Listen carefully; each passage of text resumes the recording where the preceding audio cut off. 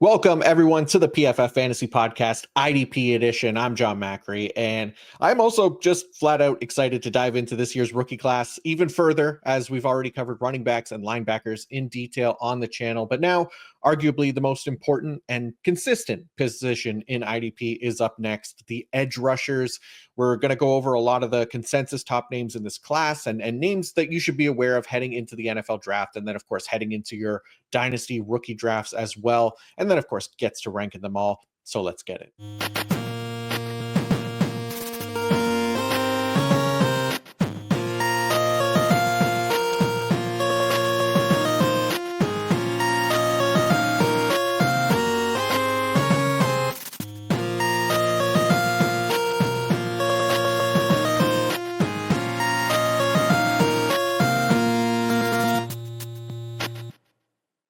All right, the most wonderful time of the year continues here as we dive into more pre-draft rookie content. We're talking edge defenders today, and adding to the greatness of the NFL draft content, a man who only deals in greatness. And as much as the universe continues to try to keep us apart with, power outages and ice storms and internet issues, the greatness prevails so that we can finally welcome back to the show Joey the Tooth. Joey, what is up, brother? What's up, man? I'm very happy to be here because this is our third attempt. I think we had two failed attempts and then this one. Yeah. In season was it was a little rough for us. Yeah, we had the power outage and things like that are just beyond our control sometimes. But the universe, they did try to keep us apart, but we prevailed ultimately, and that's the main thing here to get one of my favorite episodes to do in the off season, talking kind of rookies and edge defenders specifically. This is always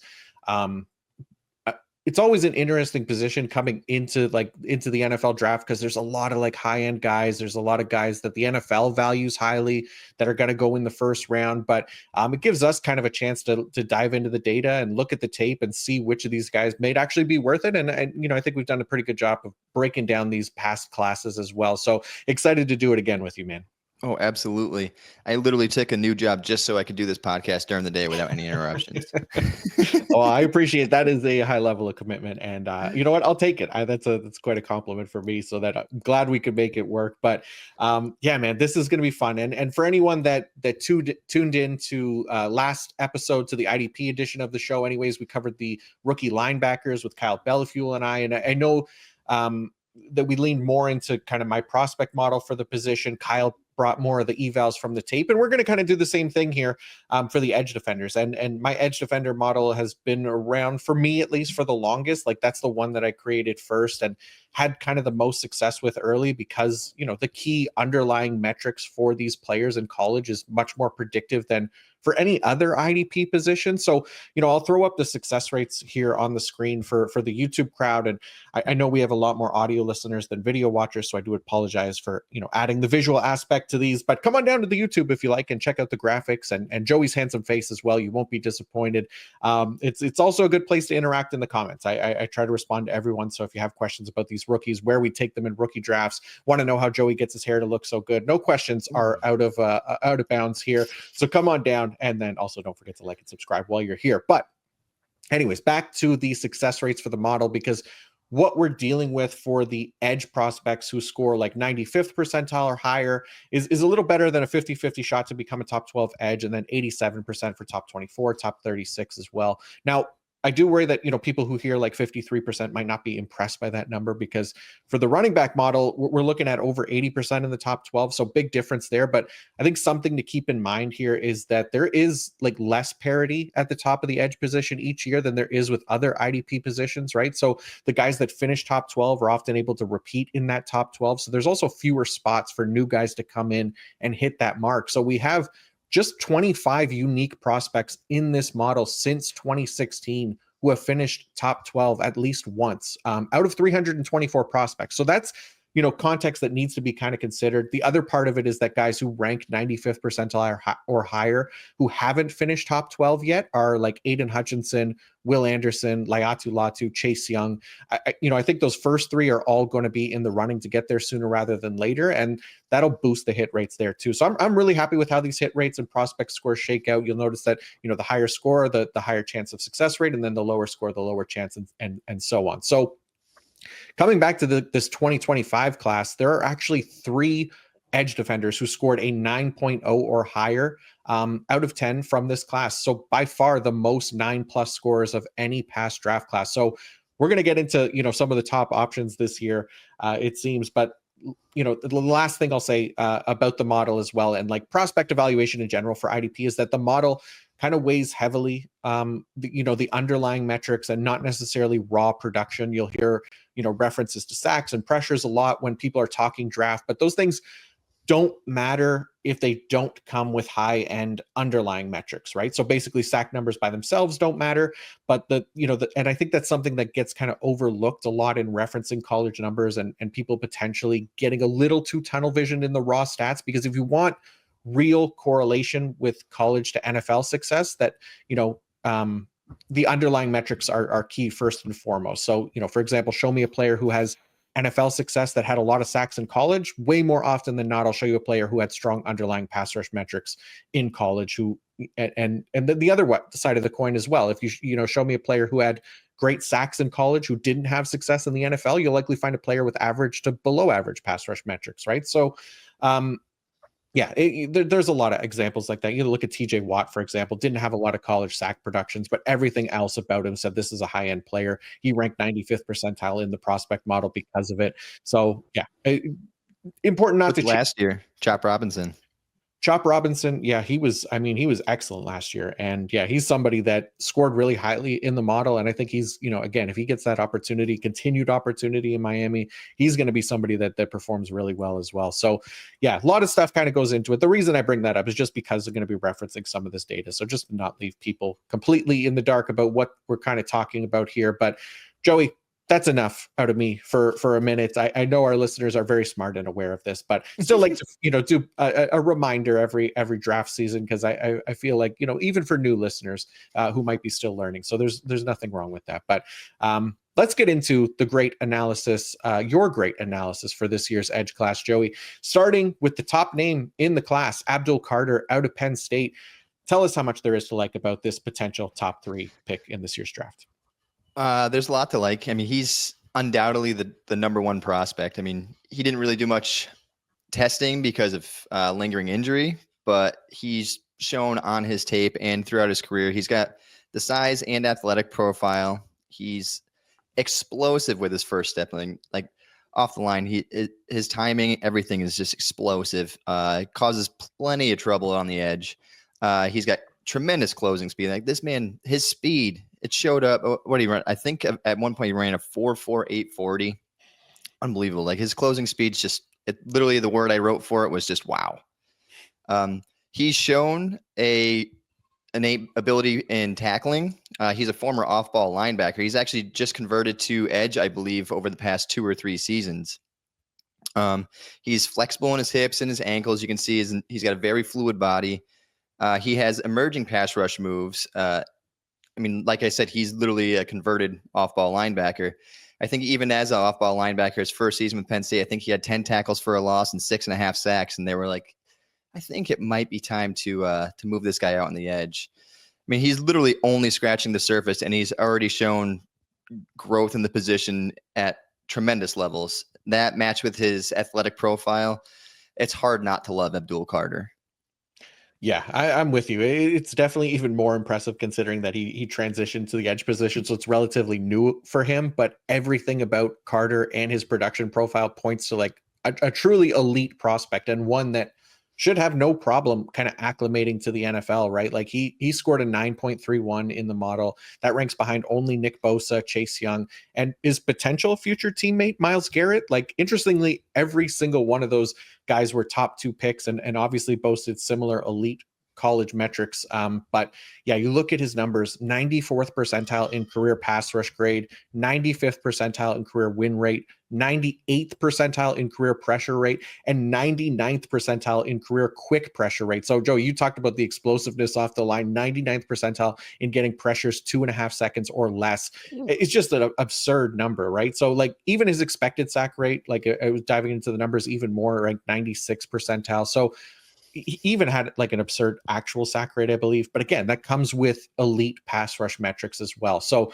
yeah, he's a fine run defender, like 78.0 career run defense grade. That is behind, Nick Bosa, Myles Garrett, Chase Young, even Aiden Hutchinson and Will Anderson, but it's not such a bad mark that it'll get him stuck as like a designated pass rusher or anything like that. He's gonna play a ton. Like if he goes to the Browns and plays across from Myles Garrett, that just makes for like one of the deadliest edge duos in the league, and should result in a lot of production as well, because he's gonna get a lot of opportunities there. But really anywhere he goes, right? He's likely gonna be a day one starter, and for IDP, we don't have to worry about him. So he'll be in play as like a round one rookie pick, I think, depending on your league scoring, as long as sacks and stuff like that aren't too nerfed. But he's definitely in play for in that range for me.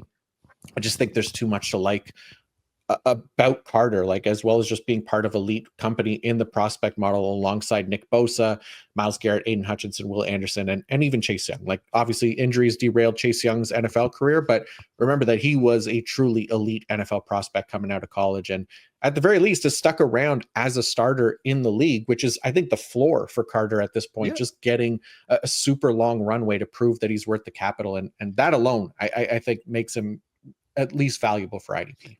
Right, and you bring up Chase Young, but look at his rookie season. He had a very strong rookie season. Then he had injuries derail his career a little bit. But last year he was actually quite impressive. Like his numbers might not show it as much, but if you look into his metrics, they are actually very good. And he just got paid as such. So, I mean, he's still 26, 27 years old. Yeah. Chase Young still has the ability to hit his prime at a good age. So, I mean, you can write off Chase Young if you want, but I think people might have been way too early on that. Yeah, no, I think you're right. Like it's taken him some time to kind of bounce back from the injuries and stuff, but you're right. A lot of his underlying metrics were pretty strong last year. And I think that's something that the Saints recognized too, like in giving him that contract. So yeah, I'm definitely with you. I think there's still optimism for Chase Young, but yeah, not necessarily maybe as high as some of these other guys like the Aiden Hutchinsons and Will Andersons of the world, right? So that's Abdul Carter. Next up, we have Donovan Ezeiruaku of Boston College. I believe that's how we're going to pronounce it here. But it looks like he'll be right on the fringe of that kind of first and second round, according to the consensus boards, right? He's one of the more experienced pass rushers in this year's class. He has over 1,000 pass rush snaps to his name. As a result, like sack production has obviously followed. He's delivered 26 sacks in his college career. So, but again, pointed out, this earlier, sack production, it's often a fallacy for prospects coming out of college and into the NFL. Like it's nice to have, and when paired with the right metrics, it can be nice to point to, but it isn't important on his own. So I was looking at Ezeiruaku, and I was looking at the 39 edge defenders in this prospect pool with at least 25 career college sacks. Only 6 of them have finished as top 12 IDPs, so just 15%. 7 of them have finished as top 24, which is 18%, and 9 have finished as top 36, so 23%. So 5 of the 6 edge rushers who finished top 12 also ranked at least 90th percentile in the prospect score. The lone exception being Trey Hendrickson, who scored 76th percentile. But Trey Hendrickson didn't reach that top 24 IDP scores until year 4 of his NFL career. And then he wasn't top 12 until year 8. So much more of an outlier than the norm there for Trey Hendrickson. And you're looking at Donovan Ezeiruaku, he ranks 78th percentile. So he's not in that elite company yet. He's much more in that kind of Trey Hendrickson potential outlier range if we're being hopeful. But yeah, all 9 of the other like top 24 and top 36 combined IDP finishers with at least 25 career college sacks, every single one of them among the top 90th, ranked among the top 90th percentile in prospect score. So just kind of further cementing the idea that, production needs to come with strong underlying metrics to matter, right? So for Ezeiruaku, it's nice that he's been productive in college. I worry a little that his underlying metrics aren't quite up to snuff where he's, necessarily going to hit the ground running in the NFL. Like at best, I think it'll take some time for him to become a reliable IDP. So not necessarily someone that I'll be spending a rookie pick on, like even as a potential round 2 pick here for him in the NFL draft, even potential first round. Obviously anything could change. Like if he lands on an ideal spot where he's going to get a ton of volume, then that's going to make a huge difference. But otherwise, I'm not overly hopeful yet. How do you feel about Ezeiruaku? I'm actually about the same with you. you look at his tape and he has all the moves. He has great technique. He's got plenty of pass rushing moves. He has good counters, and he has a high motor. Problem I have with him is his size. I think he's only 6'2". I think he checked in right around 240, maybe a little over 240. And he has good technique, but I mean, you don't really see him finish with power too much. So he's going to need to bulk up in the NFL. He had a great 3-cone, 6.94 seconds, which I think was in the 90th percentile. So that's always good. The motor's great, so he's not taking plays off. But I'm worried a bit about his size. So I think even if he does go in the first round, early second, I don't see him as an every down player. I think he's going to be a pass rushing specialist until he can either bulk up a little bit or just refine everything. So he's one of those guys. He's very, very good, but I don't see him as elite. Right. I think that makes sense, right? Like even, if you're looking at just the numbers, like he does have a strong run defense grade, but that's also in college, right? That doesn't necessarily, like, especially with the size concerns, doesn't translate as strongly to the NFL. Like he's going to be facing bigger and tougher competition at the next level. So you're right. He might not get those early down opportunities and might get designated as a pass rusher early on. It's nice that he has those kind of run defense chops, but it's going to be a lot tougher for him at the next level. So yeah, I'm with you. Average to below average pass rush metrics across the board. But we'll see what happens as far as, NFL draft capital and things like that. But yeah, right now, I think he was like consensus 32nd on like mock draft boards and things like that. So right there as the last pick in the first round. So we'll see if that holds or not, but could be interesting if he lands in a decent depth chart. Yeah, I think some people are getting excited over his 2024 season. I mean, what do you have? 80 tackles, 21 for a loss, 16 and a half sacks. Like production's there. It's just size concerns for me a little bit. And to me, that's a big deal. I mean, he played in the ACC, which isn't really known for having, or is BC still in the ACC? Wow, my mind's blown. They don't really have like that kind of competition, right? So sure, he dominated maybe lesser guards, lesser tackles, but when you get to the NFL, I mean, these are all NFL caliber tackles. So you're going to see quite a jump in competition. Yeah. Nope, definitely. I'm with you. All right, let's go to another potential round 2-ish pick, Joey, and see if you're feeling any more optimistic about him. Ohio State's Jack Sawyer. What did you think of him? I like Jack Sawyer a bit. I'm kind of on the fence back and forth with him as well, but he's got an explosive bull rush. Like he's very powerful at the point of the attack. He's got a red hot motor all the time. What I like most about Jack Sawyer is he seems to be an intelligent player. Like he has good play recognition. He's rarely fooled by misdirection, and he has good gap recognition. He does have some impressive pass rush moves. Like he has a cross chop that's incredibly effective. My worry for him specifically is he's got incredibly short arms. His arm length, his wingspan was in I think he was in the 3 percentile of all edge rushers.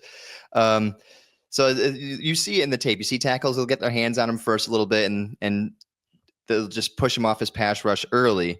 He's a very smart player. He's just not the most fluid athlete. And he has some limitations to his body, but I think his smarts and him and a guy we're going to talk about later, they both showed in the playoffs this year in the 4 games that they can hold up against the top tier competition in college. It's just, we need to see it transfer to the NFL. Yeah, no, that's a good call. And yeah, I guess, yeah, like looking at his numbers, feeling relatively optimistic about him. I know the size concerns is definitely going to be a concern for him as well, but he does boast a little bit better metrics, and it is at least encouraging that he did it, at Ohio State against tougher competition. Like you said, in the fantasy or in the college football playoffs as well, because I think, as far as guys that are going outside of the first round, it's always kind of such a crapshoot, but I feel like he has one of the better chances to provide some IDP value, especially with a prime landing spot, right? He spent all 4 years of his college career at Ohio State. He served as a full-time starter over the past 2 years, where he really posted the most impressive marks of his career. That catapulted him to like the 87th percentile of prospects in this model as far as prospect score. But what I like about him in particular, and what I think makes him more enticing as an IDP prospect, is that not only is he capable of playing like early downs and defending the run, but that was an area where he really thrived in college, and I think does bode well for his IDP potential. 86.4 career run defense grade, ranks 92nd percentile among prospects since 2016. There have been 9 edge prospects in this prospect pool who score at least an 85th percentile prospect score and at least a 90th percentile career run defense grade. So among that cohort, 6 of them, so 67%, have managed at least a top 36 finish for IDP. So you're looking at Nick Bosa, Will Anderson, Aiden Hutchinson, Joey Bosa, Kwity Paye, and Harold Landry. 3 of those 9 have managed a top 12 finish so far, so 33%, with Aiden Hutchinson and Will Anderson kind of knocking on that door as well. So Sawyer, he's in strong company, like especially for a second round pick. To me, like, yeah, he'll be a name that I'm kind of hopeful gets a good landing spot in the draft with a thin depth chart, because I think he could be one of those nicer late round values in rookie drafts. But I mean, probably super late, because there is going to be the size concern element with him as well. But yeah, if I feel more optimistic about him, I think, than Ezeiruaku on a similar depth charts. Yep, I couldn't agree more. Awesome. Okay, next up is James Pearce Jr. out of Tennessee. So he is one of the top scorers in this year's prospect model as far as the edge class go. Elite 9.18 score, which ranked 98th percentile.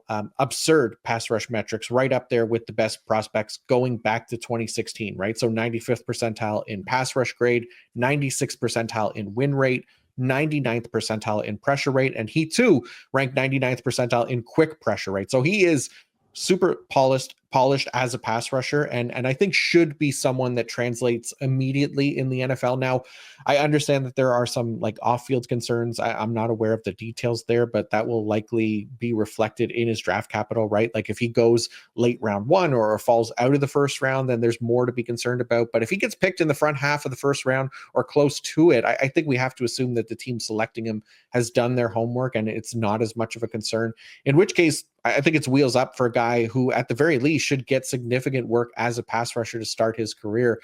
He was fine as a run defender, but I don't think he's necessarily as much, of a guarantee to contribute on early downs like an Abdul Carter, for example. But that being said, like all the underlying metrics which make up his prospect score point to a player who at the very least should be a top 24 IDP sooner rather than later in his NFL career. Like if I'm looking at past 98th percentile prospects in the model, 5 of the 6 have already been at least top 24. The lone exception is Laiatu Latu, who is still super early in his NFL career, right? He's played 1 season, right, and I think he'll be on that path soon as well. So for me, depending on, scoring again, I think late round 2, but probably no later than somewhere in round 3 that I think we should be thinking about James Pearce Jr. for IDP and rookie drafts, just because of that potential hit rate. So I'm probably looking early round 3 at the very least, but how about you? What did you think about James Pearce Jr.?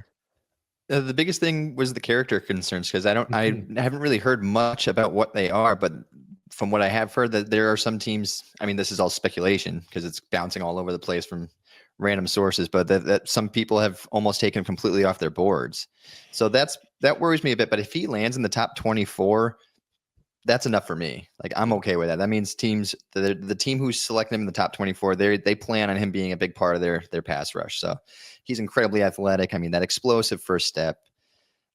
He's got closing speed and good length. So coming off the edge, that's huge. You get that first step, then closing speed and length. I mean, it's tough for a quarterback to manage. I'll say that. Yeah. There's other words I wanted to say, but he's got pre-snap timing. I mean, he can get too focused on his pass rush and get too far upfield sometimes, and he could probably bulk up a little because I think he's 6'5", and I think he comes in at 246. You can see he lacks a little functional strength when he's trying to shed and run defense. But, I mean, his pass rush is one of the best in this class. So if he gets in the top 24, I would say I'm okay with taking him in the mid-second round of an IDP draft. Yeah, I think it makes sense. He's the one I think that probably reminds me the most of like Chop Robinson in last year's class, right? Like just elite pass rusher, probably not as strong as a run defender. He's probably somebody that, like you said, probably has to bulk up a little bit to get more work on early downs, for example. But as far as pass rushing goes, like super polished and ready to make an impact right away. So yeah, I like the call here for Pearce and somebody that I'm definitely interested in for IDP rookie drafts as well. All right, we have another Ohio State guy for you to give us the rundown on next, Joey. JT Tuimoloau. JTT works for me. What did you think of JTT? I have a small little crush on JTT. I don't know. There's something about him. He reminds me a lot of a guy that we both liked last year, Braylon Trice. He's not the most flexible guy. He's just a power rusher, power, and he's incredibly strong. He's not really flexible, but he always seems to find a way to win. And you couldn't stop him in the playoffs. Like in the 4 games in the playoffs, he had 20 pressures, 10 tackles for a loss, and 6.5 sacks, while also grading great against the run. I mean, him teamed with Jack Sawyer was just terrible for the opposition throughout the entire season, but it showed even more in the 4 biggest games of the season for him. So he's already shown he's got production against the highest level of competition in college at an elite rate, 10 tackles for a loss and 6.5 sacks in 4 games. I mean, sure, he doesn't have the athletic profile of some of these other guys, but I can see him being I don't think he's going to be a star in the NFL, but he is I can see him being a consistent pass rusher, like 7-8 sacks a game. I have a small little crush on JTT, probably unrightfully so, but I don't know. There's just something about watching those 4 playoff games he was in that he dominated. Yeah, he's one of those kind of high motor guys, right? Like that definitely, has found ways to be productive despite probably the lack of refined pass rushing and stuff like that. Because he's one of those guys that had like this amazing sack production in college, 28 career sacks, 15 of them came in 2024. So ultra productive, but didn't, necessarily come with like the higher end pass rush metrics that we ideally want from these guys to kind of back that up. He ranked like 56th percentile in pass rush grade, 18th percentile in win rate, 12th percentile pressure rate, 40th percentile quick pressure rate. He was actually like much better at as a run defender as well. I think earned a stronger run defense grade. I don't know if the numbers actually on the image there are correct, but he can make an impact on early downs, which I think if he continues to perform well there, could stay on in passing situations as well. Like especially if it's a team with a thinner depth chart along the defensive line. For me, like he kind of falls in this close knit group of kind of like day 2 prospects that we'll talk about that I think I'll go from maybe not really considering for rookie drafts to a guy who I might be willing to take a shot on late because he has some tools like you mentioned. And I definitely think there's potential for him to get on the field relatively early and make an impact in the right situation. But yeah, like you said, I think, there's some NFL qualities about him, but it might be a little bit more difficult path to translating to IDP essentially. So not somebody that I'm looking at for rookie drafts yet, but he definitely could get in that conversation after the draft. Yeah, I think draft capital will be big for JTT. Yeah, definitely. Yeah, a lot of these, I think JT or day 2 guys like, a lot's going to depend on kind of the landing spot and stuff like that and how we kind of visualize their path to snaps at the next level, where the first round guys feeling a little bit more confident, obviously, in them and their talent, right? So, all right, next up is Landon Jackson out of Arkansas. So he's a consensus day 2 pick right now. He comes in at a massive 6'7", 280 pounds. Like this dude is a beast of a man, super athletic as well. He had like a 995 relative athletic score. And I think that's the real reason he's kind of in consideration to be a 2nd round pick, because as a pass rusher right now, like he's arguably the worst in this class, at least as far as the data goes, right? Or at least among guys projected to go in the first 3 rounds as well, right? So you look at kind of his career pass rush grade, 14th percentile, career win rate, 3rd percentile, career pressure rate, 8th percentile. Like he's a good run defender, so he has that going for him, but he offers very little right now in terms of value as a pass rusher. Kind of qualifies as more of like this long-term project than anything else because of his size and athleticism. Like those are things that can translate and that we know the NFL covets, but everything else needs kind of a ton of work. And I don't expect that to happen immediately for him. I was looking at the player pool since 2016. There have been 20 edge prospects drafted who scored below the 50th percentile in prospect score and posted a relative athletic score of 9 or higher. Only one of them has managed a top 12 finish so far in his NFL career. That was Josh Sweat. And then only one, and only then there's only one other one who scored top 24, which was Byron Young of the Los Angeles Rams. So it's just way too rare that these kind of guys become IDP relevant, that I don't think I'll be spending a rookie pick on him regardless of where he lands. But happy to be wrong about him, because these, like, uber athletic guys, they could be a lot of fun to root for. I just don't think it's likely for Jackson. But what do you think? Anything in the tape for Jackson that was more encouraging for us as IDP managers? For IDP, unfortunately, no. I think he's a great run defender. That's what I think is going to help him get on the field. He's a good run defender. He holds his gaps well. He's good at the point of attack. He seems to be a high IQ player. He converts speed to power well. He does work well in stunts. He seems to have good lateral agility. He's just not too bendy. He relies heavily on his power rush. He doesn't really have anything in his arsenal other than that. He did have a strong 3-cone, 7.13, which was in the 82nd percentile. And I mean, he has tools that you can't teach, like size and length. So if he can get good coaching, I mean, down the road, he could potentially fall into the realm of being I don't know. He's definitely not going to be an every down player, maybe like a 40-50% player, but it's definitely going to be down the road for him.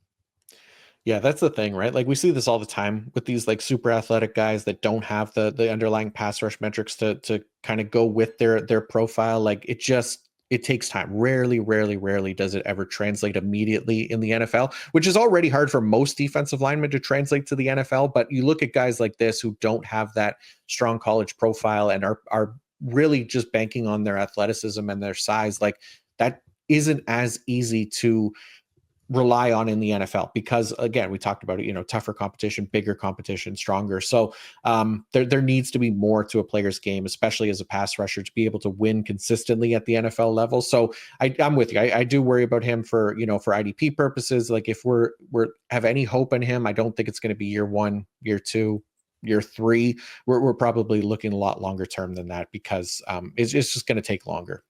Yeah. All right, let's look at Marshall's Mike Green next, Joey. Another potential first rounder in this class, and we'll still have more to go, but tell us about Green as a prospect.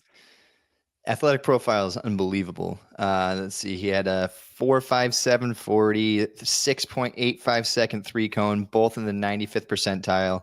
He had 28 reps on the bench press, which is in the 82nd percentile. So he blew up the combine, and this was right after he was one of the most impressive players at the Senior Bowl.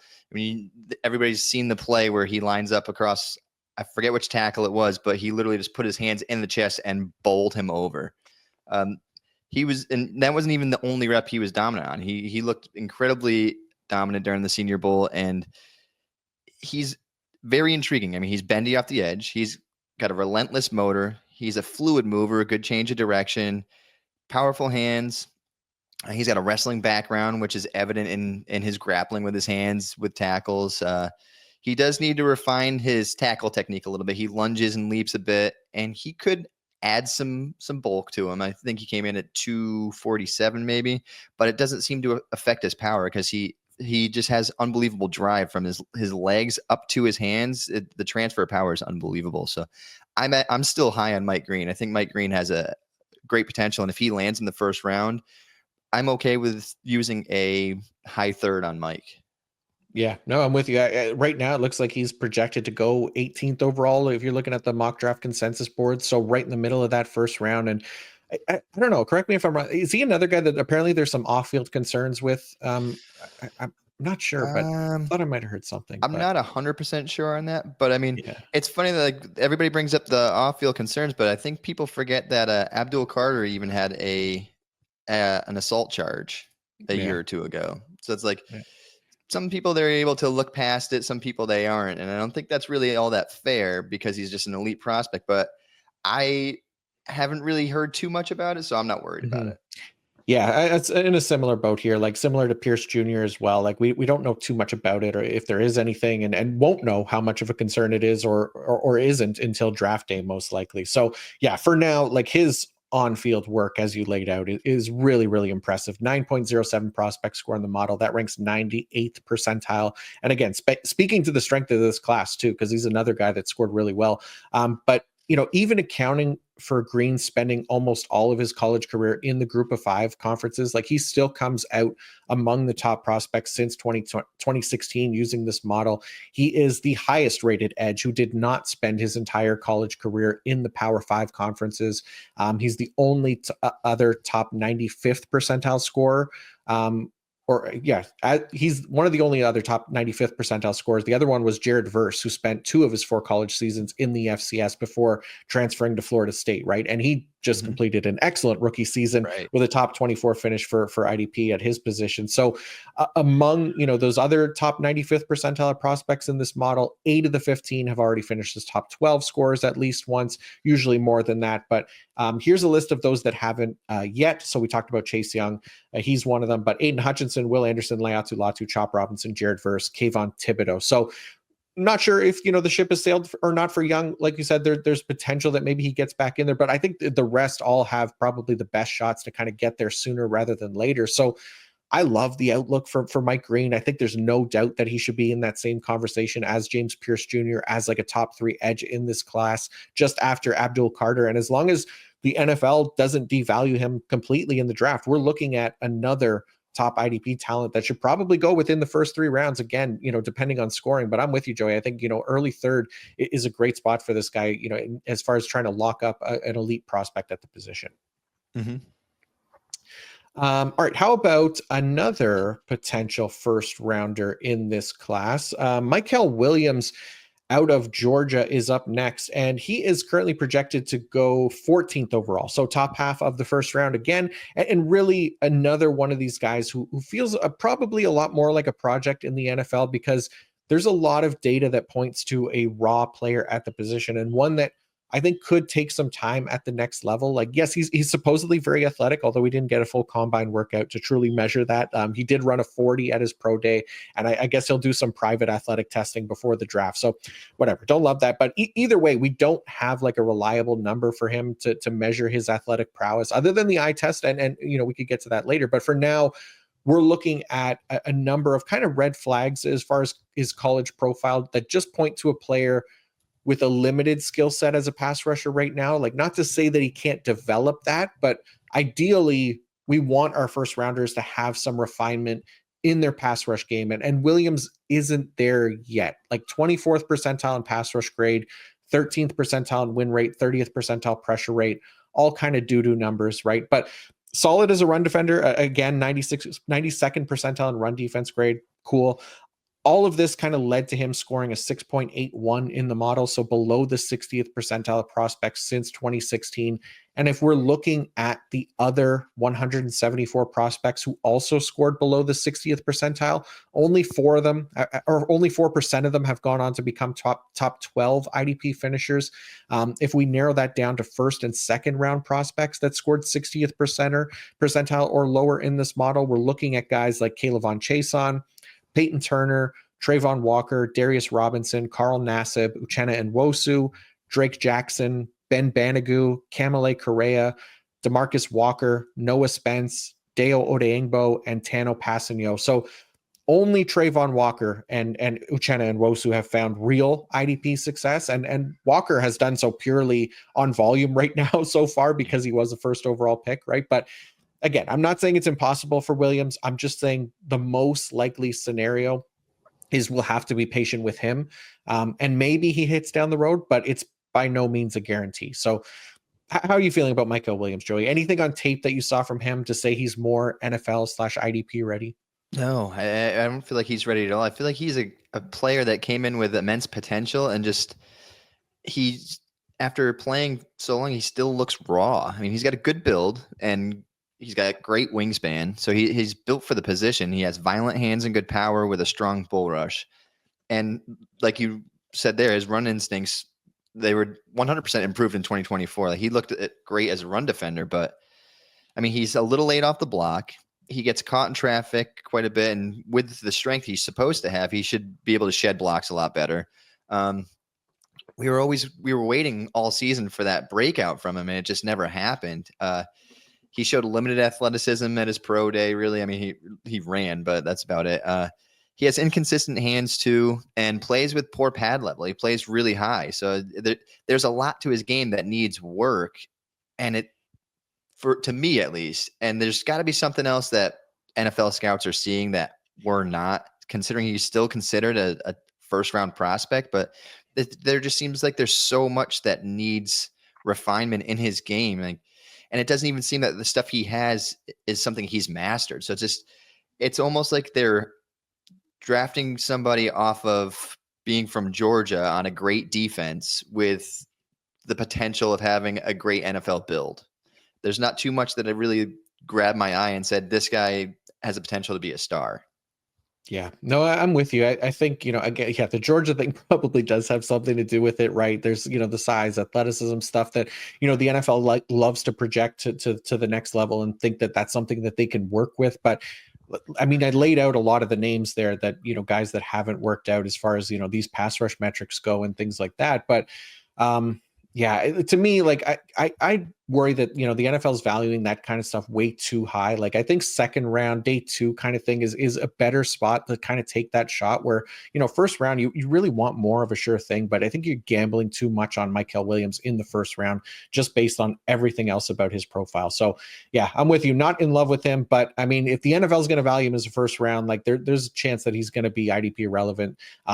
He might be in that Trayvon Walker situation where they throw him out there and just let him play nearly 1,000 snaps a season, in which case we have to kind of recognize him, right? So yeah, there's a number of things that'll go into it, but we'll have to wait and see how that shakes out on draft day.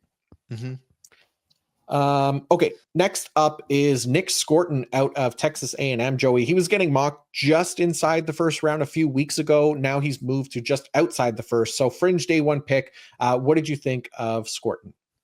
I'm a pretty big fan of Scourton. I mean, he at the combine, I think he shedded a little bit of weight so he could run a little quicker, but he came in at 257. But I think during the season, he played closer to the 275 mark, which is great size for the NFL. And obviously he has the frame to bounce back and forth because it didn't change much for him. Like at 275, he was still pretty productive. He has a full arsenal of pass rush moves and a quick first step. He's got a hot motor, good strength at the point of attack, and an excellent spin move. The spin move is NFL ready. Problem with Scourton is he's not a bendy athlete by any means. I mean, he's a little tight in his hips and his ankles, so he doesn't really flatten out on the edge much. He doesn't handle double teams well at all. He pretty much just gets washed out. I mean, he gets doubled, and he needs to find technique. Somebody needs to coach him how to recognize the double, number one, and then how to handle it once it comes at him. And he needs to go along with that. He needs to develop better counters. So if his first move doesn't work, he seems too steadfast on trying to make that move work. So if he can develop some counters a little bit and learn how to work against a double team, which I don't think he'll have to worry about as much early on in his NFL career, I think he can be a pretty productive player in the NFL. Yeah, I think that's fair. Like I look at him, I look at his numbers. I see a good player, arguably above average prospect who, really doesn't blow the doors off in anything in particular. Like I do think he's a better pass rusher than some of the other day 2 prospects. So that does help. And that resonates a little bit in his prospect score as well, 82nd percentile. And really, like, again, above average across the board, much more aligned with that of day 2 picks of years past. Like he's, I think, reasonably valued right now as far as mock drafts go, though, it's not easy for a lot of these kind of day 2 guys to be IDP relevant, right? So that's something to kind of keep in mind. I think with somebody like Scourton, even if we like him, it's not always necessarily a clear path, right? Like the Azeez Ojulari, Boye Mafe, Harold Landry types are the kind of the optimistic outlook for that group that, Yep. Scourton comes close to, but much closer to kind of like the David Ojabo, maybe Ryan Anderson, Anthony Jennings, who Jennings has been IDP relevant. Braylon Trice, Julian Okwara, like those are kind of his closest comparables and not particularly great ones so far. So I worry that there's kind of a limit to his IDP ceiling. as is with the case with most day 2 and beyond prospects, obviously there are outliers in there as well. Max Crosby, Alex Highsmith, Trey Hendrickson, Jonathan Grenard, right? But they're few and far between. So Scourton kind of has his work cut out for him for sure, but I like his chances more than some of the other day 2 options, I guess, is what I'm saying here. All right. How about another Texas A&M edge rusher, Shemar Stewart, projected to go in the first round and in the top half of the first round at that. So I think the reason for the optimism for Stewart and the reason for why he's mocked as highly as he is the athleticism. The elite athleticism. He earned a perfect 10.0 relative athletic score, but stop me if you've heard this one before. Incredibly raw as a pass rusher and far from a finished product that we could see take some time to become a consistent IDP starter at the next level. Like, dipping into his numbers, he ranks just 16th percentile in career pass rush grade, 19th percentile in career win rate, 41st percentile in career pressure rate.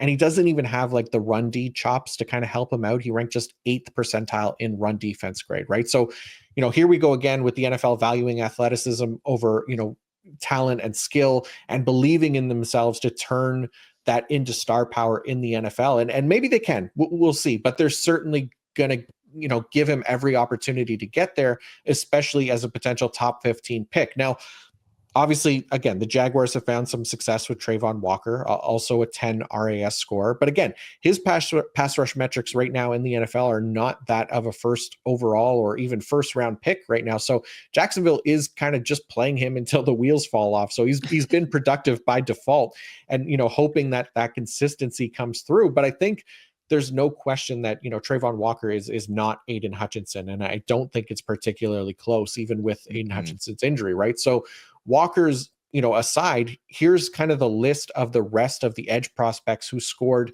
at least a 9.3 RAS and ranked below the 65th percentile in prospect score, where Shemar Stewart is. So it's Yaya Diaby, Jordan Willis, Joe Tryon-Shoyinka, Isaiah Foskey, Tyquan Lewis, Marshawn Nealand, Emmanuel Ogba, Peyton Turner, Lorenzo Carter, Ben Banogu. So Diaby, Ogba, Ebukam, and Carter, they've ranked top 36, but nothing beyond that yet, right? Mm-hmm. So, Joey, I ask you, what do you think the chances are that Stewart can turn into a consistent IDP option for us? Because the draft capital seems like it'll be there. The athleticism is definitely there.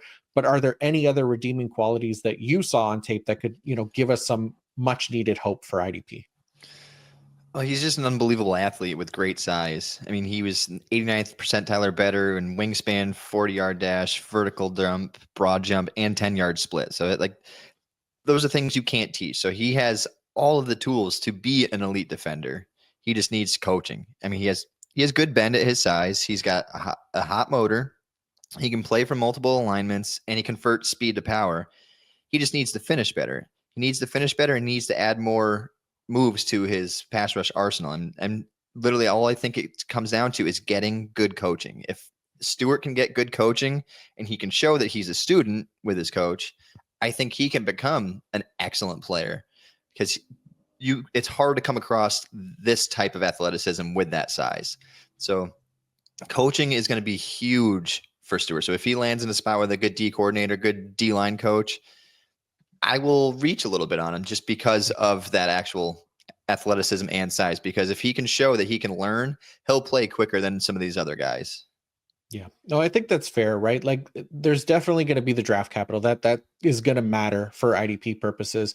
And yeah, there's, something to work with there, like you said, as far as the athleticism and size and everything like that. But yeah, I just worry, that it's going to, again, take some time with somebody like this. Mm-hmm. Like, he also didn't improve in 2024 from his 2023 season either, which is never a good thing. So yeah, there's reason to be concerned, but like at the same time, I could find the reasons to be optimistic about him as well, to kind of put him in that draftable range for IDP rookie drafts. But yeah, probably going to be later on for me, at least where I have him ranked. So that's 10, but we actually have a bonus name to talk about, Joey. You wanted to bring a sleeper to the table, and I'm glad you did. Tell us about Princely Umanmielen out of Ole Miss. So I'm a pretty big fan of him. I was really high on him pre-combine and whatnot, and I'm still pretty high on him. But he showed good athleticism with his broad jump and his vertical leap, but he disappointed with his 3-cone, which was 7.33 seconds, which is in the 36th percentile. And he had a slower 40 coming in at only 244 pounds. So you expect somebody who's only 244 pounds to be a little more of a fluid mover and a little quicker off the block. But if you look at his tape, he shows good burst in his tape, and he has flexible bend on his tape. It just didn't seem to translate to the combine. He's got good change of direction and lateral agility. He's got a nice jab and bull rush with long arm technique. Pretty good pre-snap recognition. He always seems to be in position. It's rarely out of position. He needs to work a little bit on his hand usage, fighting in the trenches with the bigger tackles and whatnot. He needs to add some more functional strength too, because this is another guy who, when he gets doubled, he's just completely washed out, and also needs to develop counters. But he has some good tools, and he has shown to be productive in college. But I like his pre-snap processing. I like his power at 244, but he needs to bulk up a little bit. But his burst is good, his lateral agility is good, and his pre-snap processing are some things that I really like about him. Yeah, you know what? I really like him as well. Like a potential late round 2 pick in the NFL draft, but a much more polished pass rusher and a much larger sample size of sustained success as well. Not just in his final year at Ole Miss, but almost 4 seasons at Florida as well. Like he consistently delivered strong pass rush marks and steadily improved his production every year as a result. Mm-hmm. Like I'm surprised he's considered to be in the latter half of round 2 prospects, because looking at his data, there's a lot more to be encouraged about with his work than pretty much every other day 2 edge, and even some of the day 1 edges as well. Like 94th percentile pass rush grade for his career, 81st percentile win rate, 82nd percentile pressure rate, and he's not a liability as a run defender. Like he came through with an 8.25 prospect score, so just barely cracking that 90th percentile of prospects. He's scoring almost identical prospect scores as guys like Brian Burns, Rashawn Gary, Will McDonald, and Harold Landry. All those guys were between 8.25 and 8.3 in the prospect score. And all of them have been at least top 36 finishers for IDP. So, and Landry and Burns have been top 12. Gary's been at least top 24. So, considering that he's projected to have kind of the worst draft capital of like the day 2 guys, I'd say there's a great range for him to be in. And I think, as far as the prospect score goes, and I think, like you laid out, he's kind of this perfect sleeper candidate to target late in rookie draft. So I really liked Umanmielen here at Ole Miss. But that's it, Joey. That's the names that we're going to go into detail here today. Now, what we get to do is we get to provide some rankings for them, and we'll get into some of the we'll get into our rankings here. We'll maybe do a little bit of a countdown as far as where we have these guys 10 to 1 and stuff like that. But let's get into it here. All right. So number 10, Joey, who did you have as your number 10 rookie edge defender right now? Mykel Williams. Okay. Nice. Yeah. So he'll be interesting, right? Because first round pick, but we talked about like all the red flags, right? I don't have him that low, but he's definitely not somebody that he's not in my top 3 where the NFL necessarily has him. He's not a lock to be drafted by me in rookie IDP drafts either. Like, I just think there's too many other options that we won't necessarily have to wait so long for to come through. So that's interesting. Yeah. Mykel Williams at 10. I have Donovan Ezeiruaku at a Boston College at 10. Talked about some of the concerns with him there. I don't mind him as a day 2 prospect. And again, could find myself being a little bit more optimistic based on landing spot and stuff like that. But he's the one that came in at number 10 for me. So how about 9 for you? 9 for me is Nic Scourton. Okay. Scourton. So one of the other Texas A&M guys. 9 for me. I went JT Tuimoloau. I know you're going to hate that because you mentioned that you liked him. He's another one that, like, obviously the production is great, but would want to see more as far as, some of his pass rush metrics and stuff like that. Mm-hmm. And I think I worry that he might be more of kind of that more NFL caliber prospect than IDP. So I have him a little bit lower. I totally get that, and it's fine because if you look at number 8, that's actually where I have JT Tuimoloau. Okay. So it's All not right. that far off. I do All like right. him a lot, but I Yeah. think it's just in comparison to a lot of other people. But I just there's something about him. I don't know what it is. Maybe it's the hair. Yeah, good hair. Hey, good hair never hurts, man. That's always it's always a positive. There's a lot of our long-haired IDP thrivers out there that do well. So yeah, I get it. Number 8 for me was, who did I have? Oh, Jack Sawyer. I had Jack Sawyer, Ohio State. I mentioned not minding his profile. I think it can be good, but like you said, there's also the size concerns with him. So there might be some other kind of day 2 guys that push ahead of him depending on landing spots. So who is next up on your list? 7, Donovan Ezeiruaku. Okay. Yep. Thank you. Yeah. Sorry. Yeah, Sorry, buddy, if you're listening. He won't mind. He gets it probably all the time. Yeah, it's a tough name to pronounce. But yeah, I had him at 10. You got him at 7. Because again, the back half of the rankings here, and these will shift and stuff as draft capital comes out. Another one of the guys that you had lower, I think you had him at 9. I got him at 7. Nic Scourton of Texas A&M. So definitely lower on the list for me as well. How about number 6 for you, Joey? 6 is where I had Jack Sawyer. Okay. Yep. So right there as well. 6 for me was Shemar Stewart. So, I mean, we literally just talked about him a few minutes ago, but yeah, there's him and I have 6 Shemar Stewart and 5 Mykel Williams. I have them right next to each other because I'm looking at these guys very similarly as long-term projects in the NFL. I know there's going to be the first round draft capital that benefits them, but they're not necessarily the names that I want to invest in IDP rookie drafts right now. Maybe, after the rookie draft, if they're hanging around, which they won't be just because they're first round picks, but they're not somebody that I want to spend a pick on, wait around for, just because that likeliness of them hitting is much lower. So yeah, I'm lower on both of those guys. Who did you have at 5? I kind of snuck him in there. Princely Umanmielen. Nice. Yeah. I snuck him in my top 10. He's a good one to put in there. He's in my top 5 as well. I snuck him in as well. Yeah. So, yeah, Princely, I mean, look, we talked about it, that much more polished pass rusher than some of these other guys that I think are going on day 2, potentially even, going in the first round. So I'm with you. He's number 4 for me, is Princely. So I liked him quite a bit, and think he has a chance. I if I'm betting on day 2 guys, he's my favorite bet to hit out of those day 2 guys. Same, absolutely. Who did you have at number 4 then? 4, I had Shemar Stewart, mainly just because it's that athleticism matched with the size. It's hard for me to not take a chance on him.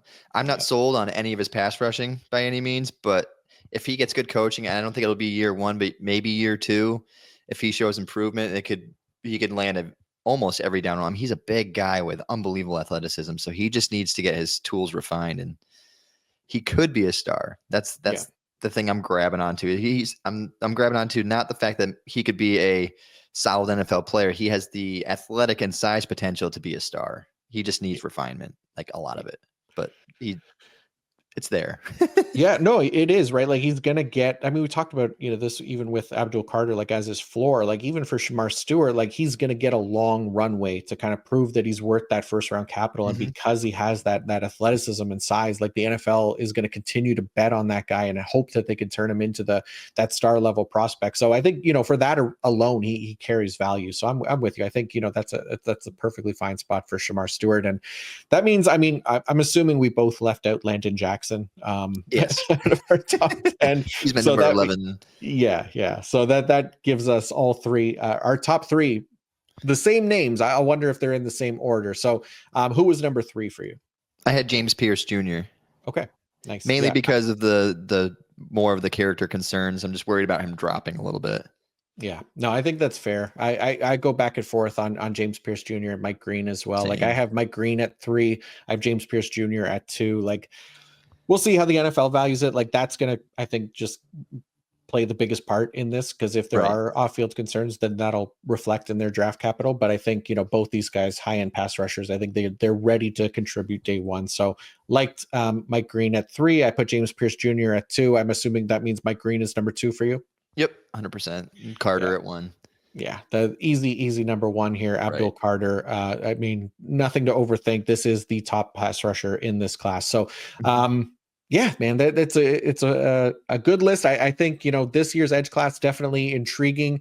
A lot of first round names that could potentially go here, and then obviously Abdul Carter going as potentially as high as number 2 in the Yeah. draft just makes him super intriguing. So, yeah, it was another fun one, Joey. But that is going to do it for us this week. So, thank you to everyone who tuned in. If you're on the YouTube, feel free to throw us a like and let us know you enjoyed this content. I'd greatly appreciate that. And if you'd be so kind to leave a 5-star review on Apple Podcasts, if you're there, I'd love you just as much. And if you've already done that, then, you know, I owe you a beer or at the very least a coffee or something like that. So, Joey, massive thank you to you as well for coming on here, dropping knowledge on this year's stacked edge class. Always a pleasure, my friend.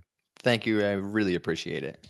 Of course, man. And before you go, please let everybody know what you have going on over at footballguys.com as well. Let's see. At Football Guys, I have projections and rankings currently going up. I already did my first round of projections so far.